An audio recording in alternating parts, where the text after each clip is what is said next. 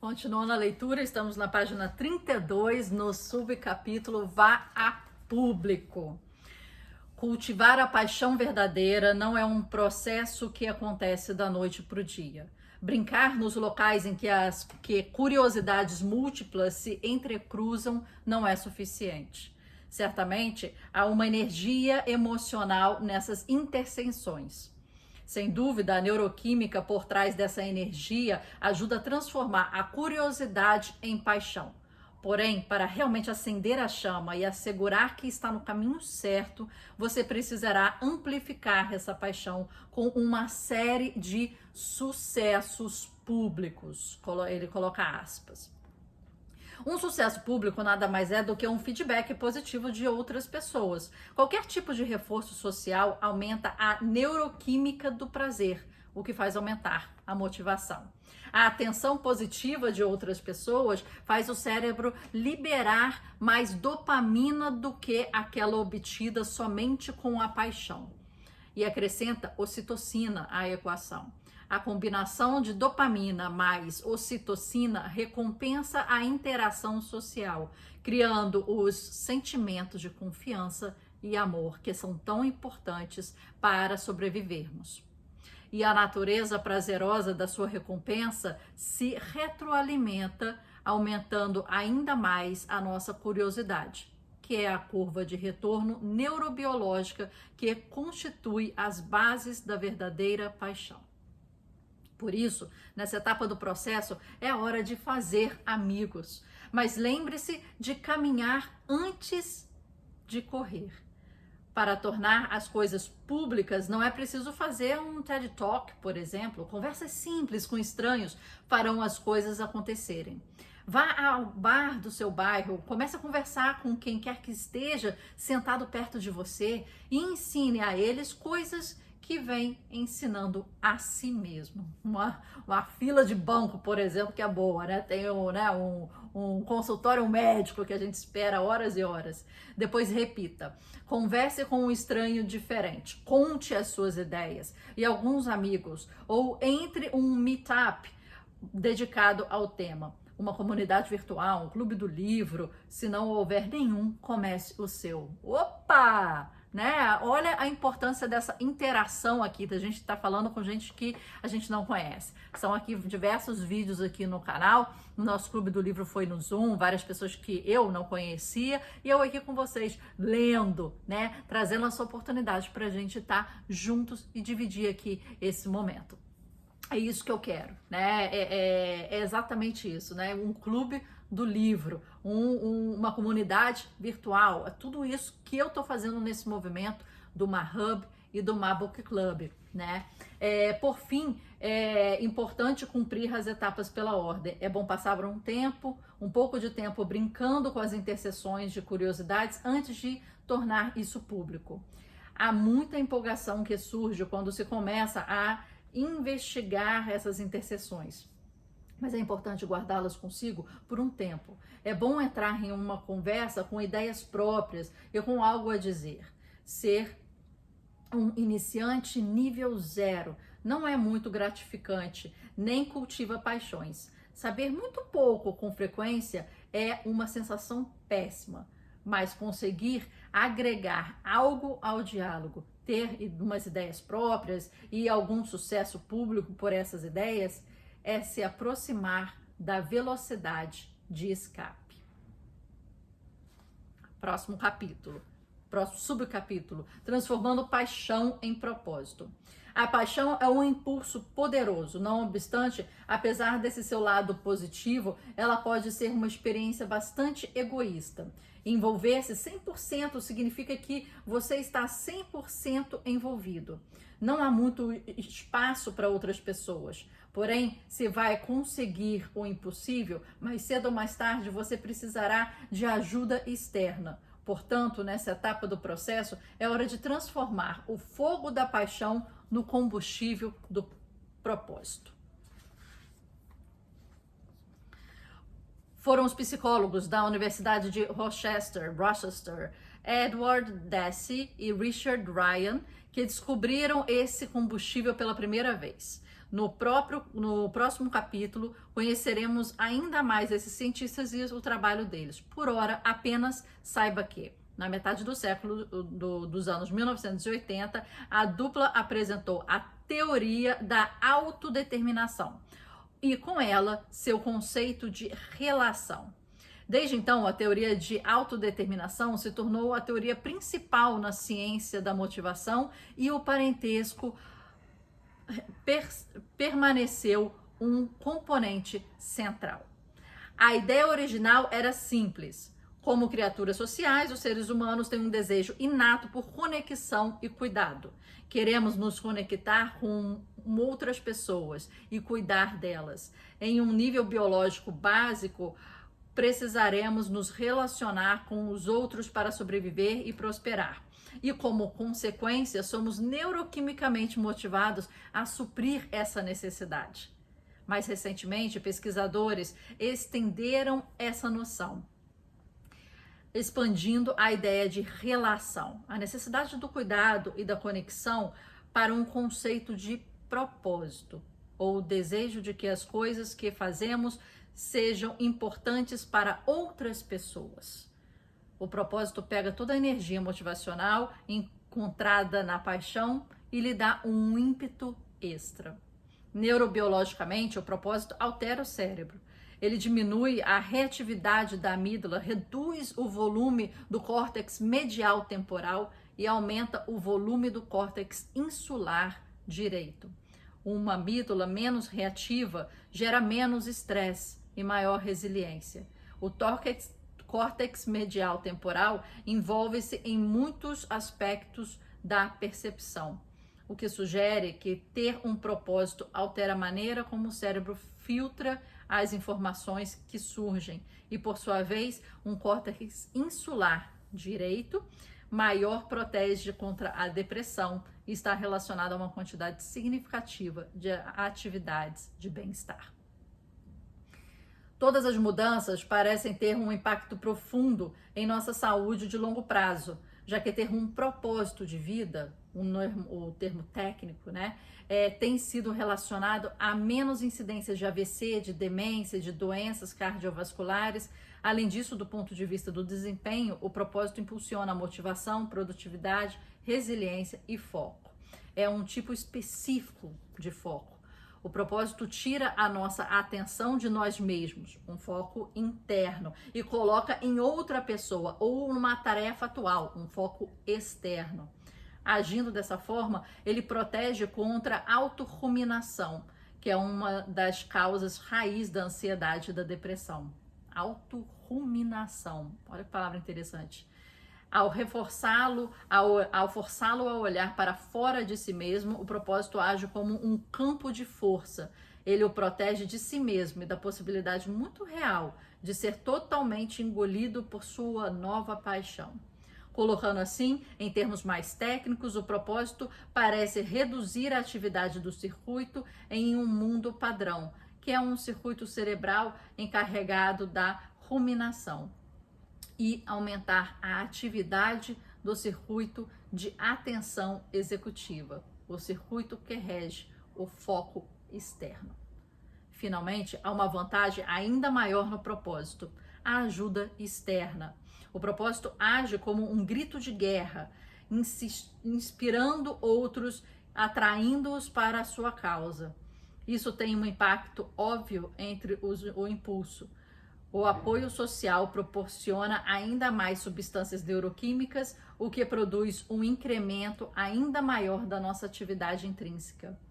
Ainda mais importante, outras pessoas fornecem ajuda real, financeira, física, intelectual, criativa, emocional, todas elas são importantes. Simples assim. Na estrada rumo ao impossível, precisaremos de toda a ajuda que conseguirmos. Interessante aqui que um dia eu li uma reportagem que fala que para vivermos mais, ele cita alguns pontos que você tem que ter, né? Então, assim, a ausência na sua vida de um trauma muito forte, né? Um abuso, um sequestro, né? Alguma coisa assim, um acidente de carro que te deixou, né, com várias sequelas, assim, um trauma. Mas ele vai citando outras coisas, né? Uma delas é a relação interpessoal que você tem, sua família, seus amigos, né? As pessoas que estão próximas, que às vezes a gente conta nos dedos de uma mão só, a quem você pode recorrer. Mas um dos pontos que ele coloca aí por último foi realmente isso: um propósito de vida bem objetivo e realmente fora de si, né? Isso eu lembro de ter lido um estudo que foi feito uma pesquisa. E quando eu pensei, eu falei assim, cara, que legal. Mas aí me lembrou a pirâmide de Maslow, né? Você tem as suas questões biológicas, necessidades biológicas, fisiológicas, né? Tudo. E você só cresce à medida que você vai preenchendo e vai dando tique em cada camada. Você não consegue pular camadas, né? A sua necessidade fisiológica, comer, ficar quentinho, né, não sentir frio, ter um abrigo, ir ao banheiro, aquela coisa toda fisiológica, somente com ela preenchida você passa para o próximo nível. Você não consegue dar saltos nessa pirâmide. E aqui, para ter o propósito, me parece que você já estaria no topo da pirâmide, quando tem o reconhecimento, né? E quando você realmente se supriu. E aí sim, você já tendo suprido fisiologicamente, biologicamente, emocionalmente, etc., aí você consegue olhar o outro. É aquela coisa da orientação, né? Das aeromoças no avião. Coloque a sua máscara depois a do outro. Senão você não vai poder ajudar. Senão você pode desmaiar enquanto você tenta ajudar o outro e você não ajudou nenhum dos dois. Então, sempre me vem essas referências do Maslow e da máscara de oxigênio do avião.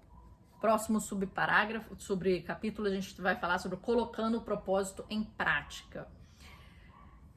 Agora, as questões práticas. Quando o assunto é elaborar seu propósito, sonhe grande. Ele se tornará a afirmação primordial da sua missão de vida. Esse é o seu I maiúsculo, do impossível, né? O nosso livro Bold, Peter Diamandis e eu, apresentamos o conceito de propósito massivamente transformador, ou PMT, para abreviar. Maciçamente significa grande, audacioso. Transformador quer dizer ser capaz de trazer mudanças significativas para um ramo de atividade, comunidade ou ao planeta. E propósito? Um claro porquê por trás do trabalho que está sendo feito. Um PTM, quer dizer, um propósito maciçamente transformador, é o tipo exato de sonho grandioso do qual você está correndo atrás. Para ir atrás do seu PMT, pegue outro pedaço de papel. Pegue novamente a caneta. Faça uma lista de 15 grandes problemas que você adoraria ver envolvidos. Coisas que não o deixam dormir à noite. A fome, a pobreza, ou pessoalmente o meu favorito, proteger a biodiversidade. Mais uma vez, tente ser o mais específico possível. Em vez de apenas proteger a biodiversidade, vá um pouco além e acrescente detalhes. Estabelecer conexões mega conexões para proteger a biodiversidade. Eu acho que isso aqui ficou ainda muito amplo. Acho que ele não fez nada de acrescentar grandes detalhes aí nessa frase. Mas, ok. Em seguida, procure pontos em que sua paixão principal se interconecte com um ou mais desses desafios imensos e globais. Um ponto em que sua obsessão pessoal pode ser a solução para um problema coletivo. O que você está buscando é uma sobreposição entre paixão e propósito.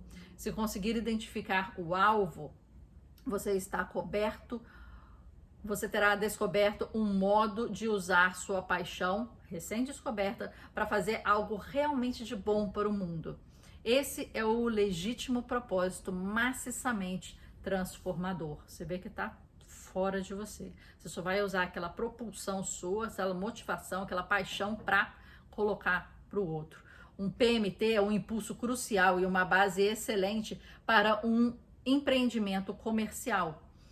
Não despreze esse segundo detalhe. Se realmente quer cultivar sua paixão e seu propósito, você sempre precisará ter uma forma de pagar por eles. Então, olha que legal ele colocando. Vai ter que fazer dinheiro, precisa ser monetizado, né? Não existe sonho aí que vive de nada. Ou alguém vai te financiar, ou você vai se autofinanciar. Mas não espere que isso aconteça rapidamente. Encontre medidas provisórias nesse meio tempo. Fui bartender durante a minha primeira década como escritor, o que me permitiu ter tempo para desenvolver minha habilidade sem o horror de ter que pagar minhas contas com os frutos dela. O horror. Olha a palavra que ele coloca.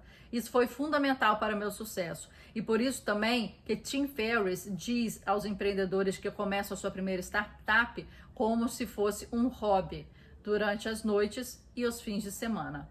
Curiosidade em paixão, paixão em propósito, propósito em lucro paciente. Esta é a maneira mais segura de entrar no jogo. Mas como garantir permanecer no jogo por tempo suficiente para atingir seu propósito? É exatamente o que abordaremos a seguir. É muito interessante, né? Vamos só mais um, que é só mais uma...